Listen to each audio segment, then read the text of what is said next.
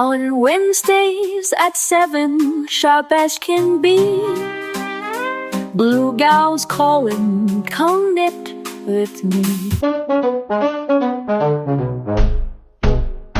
Hey everybody, I'm back and it's sock week and it's sock month, and how exciting. It's time to knit socks. Yay.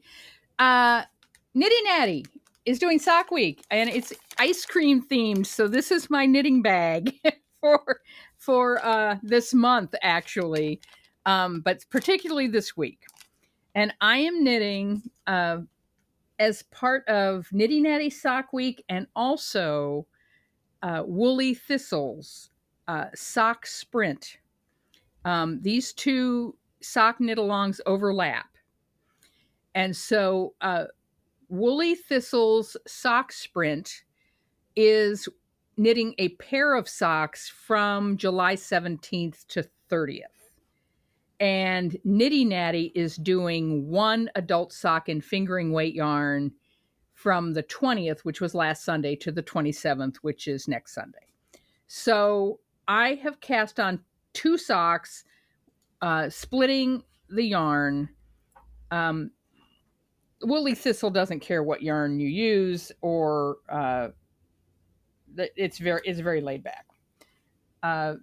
So I am using the theme of Knitty Natty, which is Ice Cream Social. And this is Cotton Candy Swirl. And it does swirl. The stripe swirls around the sock. I started this one on the 17th. And it's already past the instep. And it is an actual swirled stripe that goes around the sock. I was going to do a ice cream sundae sock that had a yarn over and decreases and ribbing and all kinds of stuff going on, and realized very quickly that with this swirl going on, that much detail was not helpful. So actually I can pull this out because the legs are done on both of them. So yeah, this is a 20 rows of knit 1, purl 1, and then 35 rows of knit 3, purl 1. And then I am doing the easy band heel on this one. And this is a heel that I had knit for the first time with these shorty socks. And these are the July socks that I started on July 1st. For the Grocery Girls sock. I have knit that Cotton Candy is my third pair of socks this month. So July really is a sock knitting month for me. So this is July. The theme for Grocery Girls is shorties. So unlike the rest of the year, you need to... in the rest of the year, and for Grocery Girls, you need to do a 5-inch leg. So with shorties, you don't. July is that kind of month where you need a break, and because you're knitting so many socks. So I did shorties. Look at how nicely the stripes match. And so these shorties were knit in a wool-free Berocco yarn that I've talked about before. But this heel is really interesting. It is, let me pull one apart here to show you. You knit 15 rows of stockinette, and then you set up markers on either side of that 15 of half the stitches. And I believe I think I just did it 10 on this side and 10 on this side, and whatever's in the middle. These are, I think, 60 stitch socks. So I have 10 and 10, and then what is it? 10 in the middle, right? 30 stitches. Okay. So whatever it is, you take the 10 stitches and put a marker on either side of the center panel. And then you keep knitting across. There's no short rows in this heel. You just keep knitting across, and when you hit the second one of those markers, you decrease toward the center of the sock. And you keep going until you've eliminated all but one of those side stitches. And what happens is you have a decrease on the heel that is parallel to the instep. Can you see that? And it actually means that you'll have fewer decreases to do in the instep to get back to the original cast on number. But I really like that parallel line in the sock. And so I have been doing that as my, kind of go-to heel for these 3 pair of socks.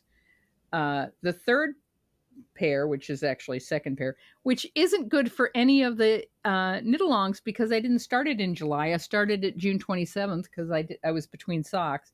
But these are men's socks, and these are done in a Regia Perfect, P-A-I-R, Perfect yarn in the colorway Jetty. I think it's called like Riverwalk or Riverside or something like that. There's a whole set of colorways that are river themed for Regia, and that the Perfect line has in the ball the cuff and the heel. You don't have to change yarns, you just keep knitting. And so I divided up this one ball of Perfect, and so I would know on that first sock where that heel was going to come in. And it's really amazing. I mean, no cutting of yarn at all, and you absolutely get to the end of this color and you're back to the blues and yellows once the heel's done. They've worked it out. So these are a gift, and these are a gift. And then I made something else with this yarn that I'm not going to show you because the recipients of these apparently watches this podcast, and the other thing is a surprise. So enough said about that. But ice cream socks, cotton candy swirl. This is that old Joanne Fabrics KNC, RIP Joanne Fabrics superwash, and I'm very happy with them. They're fun. They're a fun colorway. And ice cream. It's cotton candy swirl. So that is great. Now I know I've been gone for, it's been 3 weeks since I've talked to you guys. I've been away the past 2 weekends. 2 weekends ago, I went to the Chicagoland area on business. I was on another podcast with my husband, with Hal Sparks, if you know him from YouTube, and Johnny Million. And it was a fundraiser for WCPT Radio in Chicago. So it was a lot of fun. Had a great time. It was in Northbrook, Illinois. So, of course, very, very close by to the place where we recorded the radio show was Three Bags Full Knitting Studio. And it is a lovely, lovely store. 3 Bags Full. I walked in and I was greeted by a staff member. There were multiple staff members working there that Saturday, stocking yarn, organizing the shop. The person who greeted me told me where things were, pointed to different things. Here's where the sock yarn is. Here's where this. Here's this. They are a Rowan stockist, which matters, to some people. I enjoy looking at Rowan yarns. I don't always buy them, but I did this time. And what I got one ball. I only bought like 4 balls of yarn total there. Because it's all retail price and I have a lot of yarn. But I wanted to play with some Rowan felted tweed. And this is in the color, I wish I knew. I think it's like 175. It's a, hold this up. It's kind of a steel gray with a little bit of blue fleck in it. And all of the labeling on this at Ravelry and everywhere else says it's a DK weight, but there are designers who do Fair Isle with this yarn on size 2 needles and treat it like a fingering. So I'm going to experiment with this. This is going to be for a hat. And what I'm going to do is next month I'm going to knit a pair of socks, and I will talk to you about those next week. But after that, the September and October, I'm going to skip the sock. I know, right? It's amazing, but I'm socked out, and I'm going to start knitting some hats as my small project. So I looked up this Rowan felted tweed to see if there was a dupe out there, because this is retails for $15.95 at 3 bags full, which is a high-end store and worth it if you really want a well-staffed, well-lit, beautiful yarn store with lots of pattern support and a nice community. And I mean, I can't say enough nice things about it. I think it's worth shopping there because you get a lot for your buck there in terms of hands-on help. That said, Rowan felted tweed is expensive. And I wanted to find something for hats, that wouldn't be quite as pricey.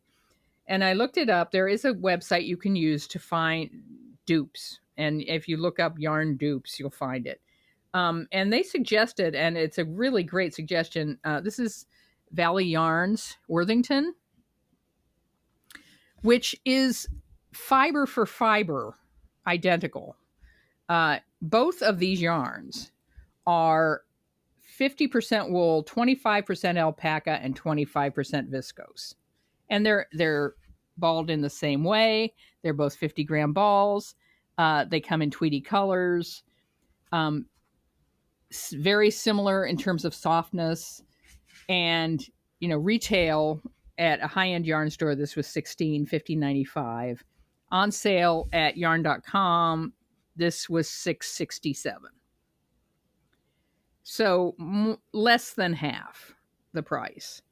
And so I am getting on purpose dull colors of this because I want to use some bright colors in the colorway. And let me show you the pattern inspiration that I'm going for with these hats. There is a lovely pattern that I link below from Church Mouse out in Washington State that is a colorwork hat. It is a 4-stitch repeat. So you do not need to consult the chart except at the beginning of every row. And then you just go for it. And the pattern says that 4 50-gram balls will make 3 hats. So I think what that means is you probably won't have enough left over after 3 hats to have enough of a main color. But I think you could play with it and you probably could make a 4th hat that was striped or color blocked or whatever. So yeah, I'm looking forward to playing with these and all of the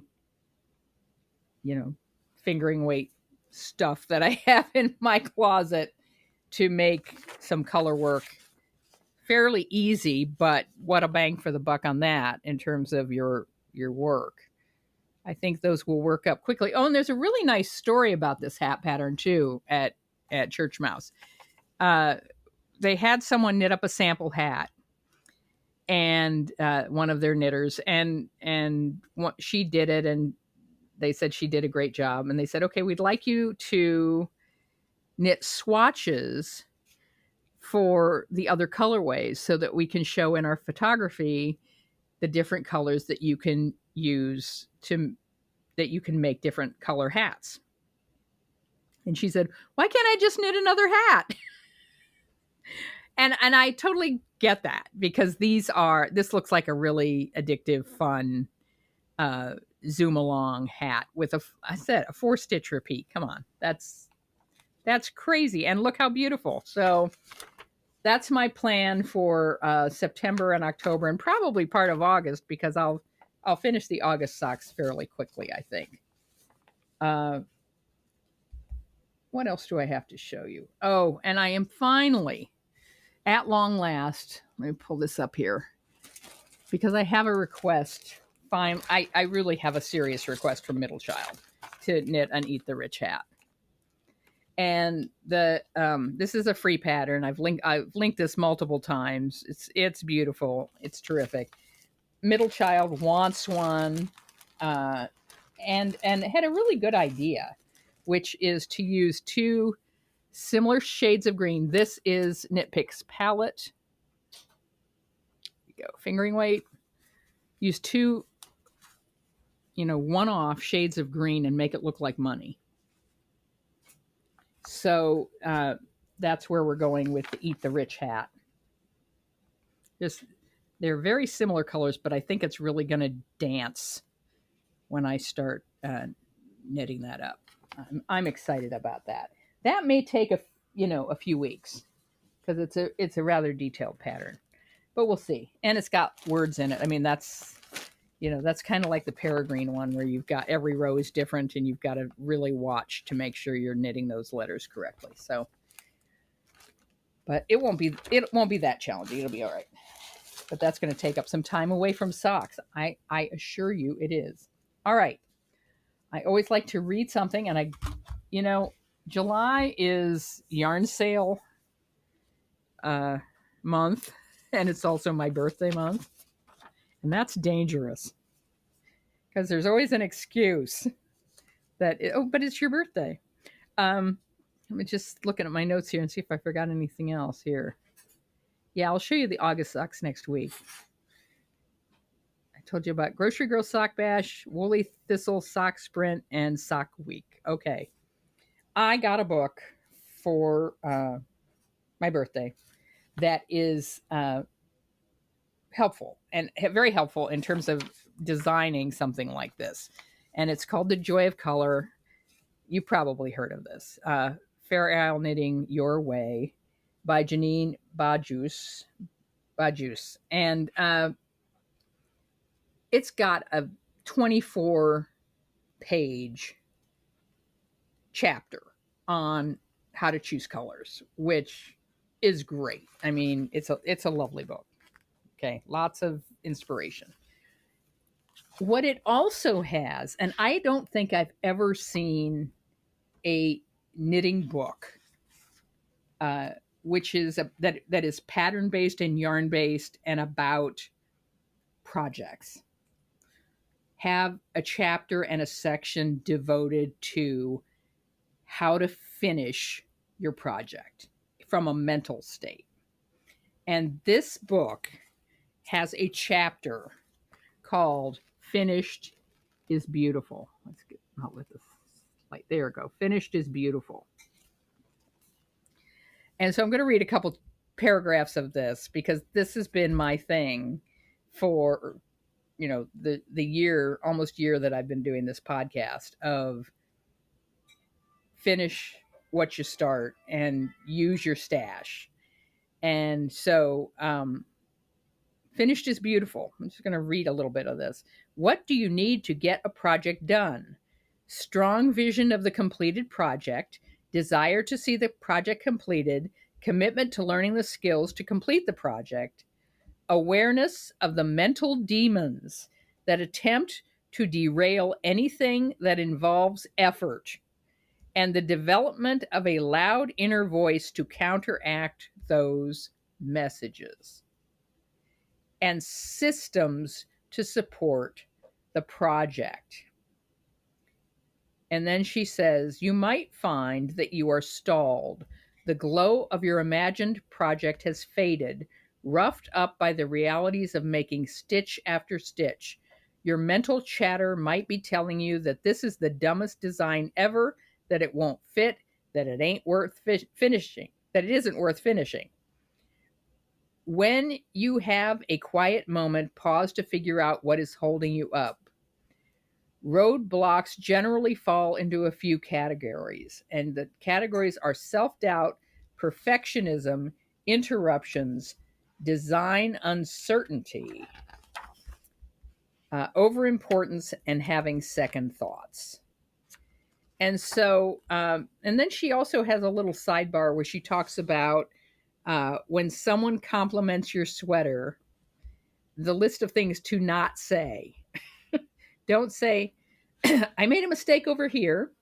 I intended to do X, but I ended up doing Y. I think I should have used a different shade of blue in this particular spot. The sleeves are a little too long. The neck, I don't know about the neckline. Maybe not. I don't know. Maybe. I don't know. It's kind of not right. It wasn't the way I wanted it to be. Blah, blah, blah, blah, blah. What you are supposed to say when someone compliments your sweater, do say, thank you. I designed it myself. I knit it myself. And the angels rejoice. That's what you do. She doesn't say, and the angels rejoice. I say that. I knit these socks myself, and the angels rejoice. And that perfectionism gets so in the way, doesn't it? Well, I'm going to get back to these lovely... Oh, I can pull this out, too. Come on, Fran. My marker to show 35 rows. All right. So, candy cane. No, not candy cane. Cotton candy swirl.